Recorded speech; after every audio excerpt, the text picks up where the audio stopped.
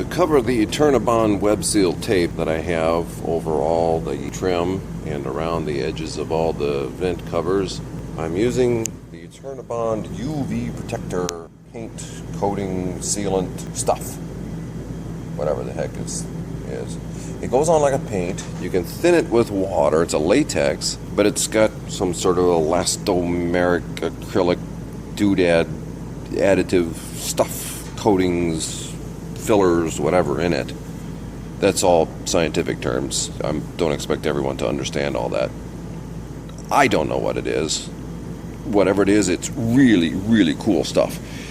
This is the front trim piece where the front cap meets the roof, completely covered by the web seal tape. This is 4-inch web seal tape, and I've already done one coating. I forgot to start the camera when I was first putting the paint on. This is why I used regular caulking instead of the lap seal. That lap seal stays kind of mushy. From what I understand, it doesn't cure up firm and solid like regular caulking does. As I was planning this, I knew I wanted to put the web seal over this and then press it against something firm so it would have something to hold on to.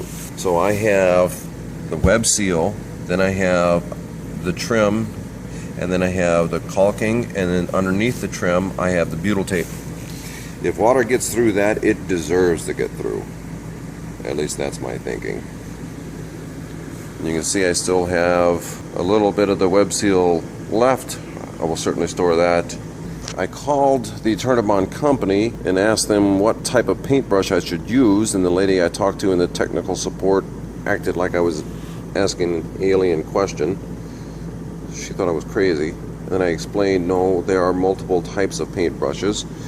Do I use a China bristle? Do I use one for, stains? Do I need a polyester? Do I need a natural? Do I need a... She said, no, any brush will do. So I figured I'd just use the 93-cent special El Cheapo from our friends at Wally World. Good enough. And that way, as I put one coat on, I can just chuck this, who cares, and start with another one next time. This, according to the instructions on the can, this takes 2 days to cure. I've given this 2 days to cure. I'm putting a second coat on this area, putting a second coat on here, a second coat down the side, and I also have to finish up one more coat around the Fantastic Fan because that was the last thing I put in here. And since I have the can open and the brush wet, I will probably put a third coat on other spots. This stuff goes on like glue. I don't know what it is, but you can see that I've kind of overrun onto the rubber roof here, and I've overrun onto the fiberglass here, and it just doesn't come off. It's a latex paint, but it doesn't go on like any latex paint. This is killer stuff, but it ought to be for the price they get for it. But it's certainly worth it. It's certainly cheaper than replacing the entire roof.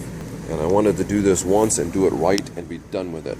I'll come up here once in a while, a couple times a year, check on things, make sure nothing's come loose, make sure nothing's torn a hole, make sure none of the vents are cracked. But hopefully this will be a maintenance-free roof job when it's all said and done. But time to get back to work. Get a little this goop on here. You can see I still have the stir stick in there. They say when you first open the can you should stir it up for 5 minutes. Stir it thoroughly, so I did. And I figured if I have to do that when I first open the can, I probably ought to do that every time I open the can.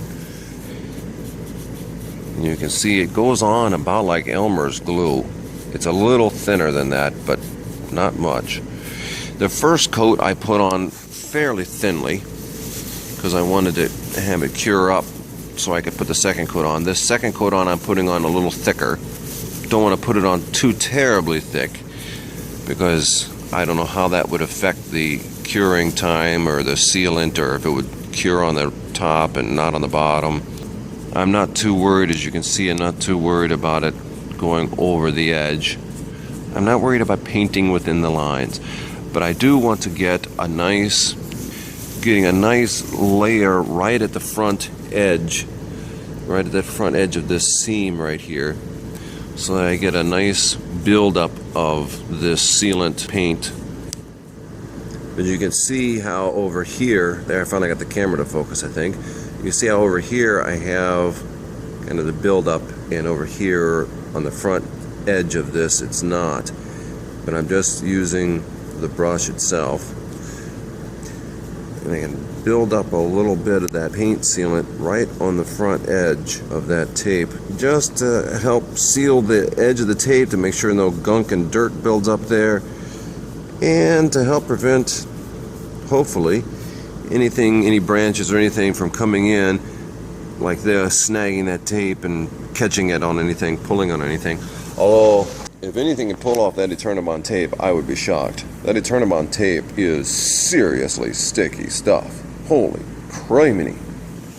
This will be the final seal on this web seal tape, and on down the line, maybe next year, I'll come up and have another look at it and put another coat on, clean it up, and put another coat on, because as I might have mentioned before, I'm a big believer in overkill.